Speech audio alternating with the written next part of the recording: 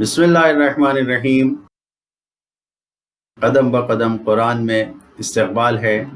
बिस्मिल्लाहिर्रहमानिर्रहीम। इन्नल्लज़ीना कफ़रू सवाउन अलैहिम अंज़रतहुम अम लम तुनज़िरहुम ला युमिनून। बिस्मिल्लाहिर्रहमानिर्रहीम। इन्नल्लज़ीना कफ़रू सवाउन अलैहिम अअंज़रतहुम अम लम तुनज़िरहुम ला युमिनून। ए रसूल, जिन लोगों ने कुफ्र इख्तियार किया उनके लिए सब बराबर है कि आप उन्हें डराएं या न डराएं, ईमान लाने वाले नहीं हैं। पहले की आयतों में मुत्तकीन की बातें की गई हैं, अब इनकार करने वालों की गुफ्तगू है।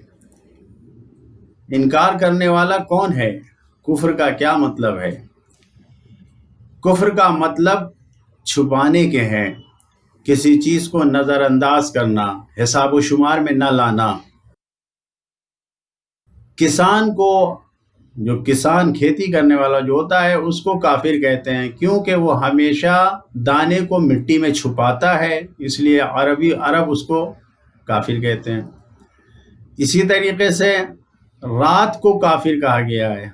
क्यों? इसलिए कि वो दिन की रोशनी को, दिन के नूर को ख़त्म करके फ़ज़ा में तारीकी और अंधेरे को ले आती है, लिहाजा इसे काफिर कहा गया है।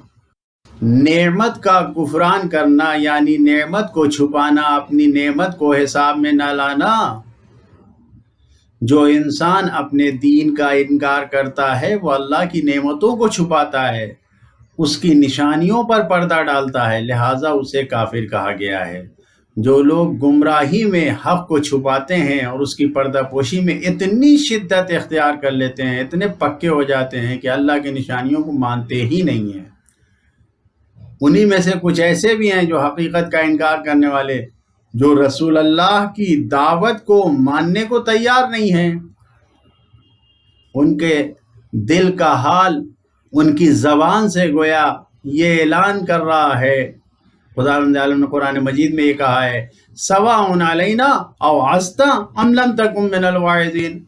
यानी वो ये इस बात के कायल हैं, ये कह रहे हैं कि हमारे लिए सब बराबर है, चाहे तुम हमें नसीहत करो या तुम्हारा शुमार नसीहत करने वालों में न हो। मालूम हुआ कि अगर हालात मुनासिब और साजगार न हो तो नबियों की दावत में भी असर नहीं होता। एक मिसाल जहनों को करीब करने के लिए बयान कर दें। बारिश के पानी को आप देख लीजिए, जब बारिश होती है, पानी बरसता है हर जगह, तो पानी तो एक ही होता है।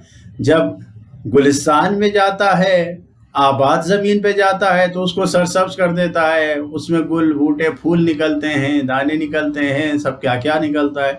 लेकिन जब ये ख़राब ज़मीन पे, जो ज़मीन तैयार नहीं है, बेकार पड़ी हुई है, उस पे जाता है तो उसमें घास भूसे निकलते हैं, कांटे निकलते हैं। क्या है?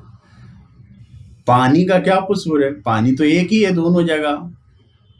यानी इंसान गौर करे, जब हालात मुनासिब ना हो, इंसान तैयार ना हो, तो नबियों की तबलीग का भी असर इंसान के ऊपर नहीं होता है। लिहाजा इंसान अपनी ज़िंदगी पर गौर करे कि किस हद तक वो हकीकत को मान रहा है।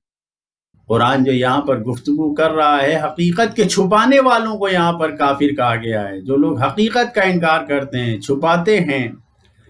लिहाजा इस आयत से जो हमें पैगाम मिल रहा है हमारी ज़िंदगी के लिए, क्या ज़िद्दी पना इंसान के अंदर जो पाया जाता है, ये जो इंसान बिला वजह का तासुब रखता है, ये इंसान को पत्थर जैसा बना देता है, इसके ऊपर किसी बात का कोई असर नहीं होता है। दूसरा पैगाम यही है इस आयत में कि हकीकत का इनकार करने वालों के लिए जो तबलीग का अंदाज़ है, अंदाज़ तबलीग और तरीक़ा कार जो होना चाहिए, काम का तरीक़ा होना चाहिए उनको डराने के लिए, क्या है? वो इंज़ार है। यानी डराने के अंदाज से उन्हें खबर देना है, उनको बताना है, अज़ाब इलाही से उन्हें डराना है, बताना है। अगर डराने का असर अंदाज ना हो, यानी अगर जब इंज़ार की गुफ्तगू है, डराया जा रहा है और उसका असर नहीं हो रहा है, तो मालूम है कि खुशखबरी और बशारत का भी कोई असर نہیں ہوگا، اچھی باتیں بھی اگر بتائی جائیں گی تو اس کا بھی کوئی اثر نہیں ہوگا۔ سواء علیہم انذرتہم ام لم تنذرہم، برابر ہے ان کے لیے آپ ان کو ڈرائیں یا نہ ڈرائیں۔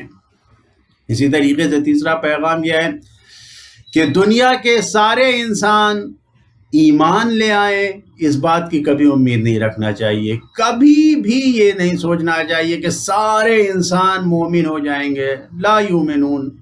قرآن کہہ رہا ہے نبی اپنے زمانے میں جب لوگوں کو سب کو اللہ والا نہیں بنا سکے تو ہر زمانے میں انسان کو یہ کوشش سوچنا چاہیے کہ اس طریقے سے کہ سب ایمان لیتے آئیں، سب مسلمان ہو جائیں، سب مومن ہو جائیں، ایسا ناممکن ہے۔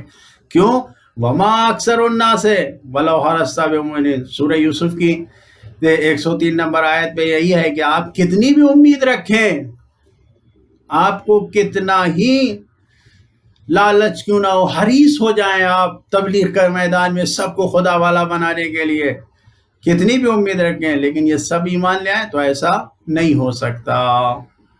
لہذا میدان عمل میں ہمیں اپنی عملی زندگی میں، روزمرہ کی زندگی میں یہ پیغام ملتا ہے اس آیت سے، سب سے واضح پیغام کہ انسان کو کسی بھی حالت میں ضدی نہیں ہونا چاہیے، کسی بات پہ اڑے نہیں رہنا چاہیے، بلکہ حق پسند ہونا چاہیے، حق کو قبول کرنے والا ہونا چاہیے۔ ائمہ معصومین نے ہمیں یہ پیغام دیا ہے کہ تم حق کو قبول کرو، چاہے تمہارے لیے لہ ہو یا علیہ ہو، یعنی تمہارے فائدے میں ہو یا تمہارے نقصان میں ہو، حق کا ساتھ دو، ہمیشہ حق کا ساتھ دینا چاہیے۔ انسان کو اپنی انانیت کی ضد میں نہیں پڑنا چاہیے، اپنے ایگو میں نہیں رہنا چاہیے، کیونکہ اس کی وجہ سے انسان حقیقت کا چھپانے والا اور قرآن کی روشنی میں پھر وہ انکار کرنے والا اور کافر شمار ہوتا ہے۔ خداوند عالم کی بارگاہ میں دعا کرتے ہیں میرے اللہ ہم سب کو اپنے ان بندوں میں قرار دے جو تیرے حق کو مانتے ہیں اور تیرے حق کو قبول کرتے ہیں اور اس کے مطابق زندگی گزارتے ہیں۔ والسلام علیکم ورحمۃ اللہ وبرکاتہ۔